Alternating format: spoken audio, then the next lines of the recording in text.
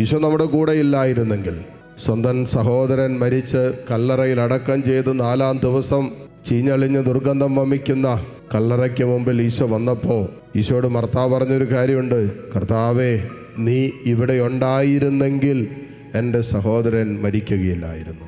കർത്താവേ, സങ്കീർത്തകനോട് ചേർന്ന് ഞങ്ങളും ഹൃദയം തുറന്ന് പ്രാർത്ഥിക്കുന്നു, പറയുന്നു: ഈശോയെ, നിൻ്റെ സാന്നിധ്യമാണ്, നിൻ്റെ സ്നേഹമാണ്, നിൻ്റെ കരുണയാണ് ഇന്നോളം ഞങ്ങളെ കൈപിടിച്ചത്.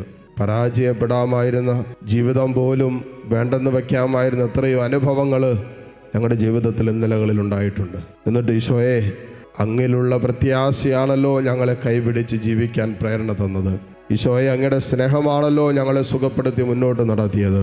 ദൈവമേ, നിൻ്റെ കരുണയാണല്ലോ വീണ്ടും ജീവിതം പുനരാരംഭിക്കാനുള്ള കരുത്ത് ഞങ്ങൾക്ക് തന്നത്. തമ്പുരാനെ, അതേ കാരുണ്യത്തിൽ ഇതാ ഞങ്ങൾ ആശ്രയിക്കുന്നു.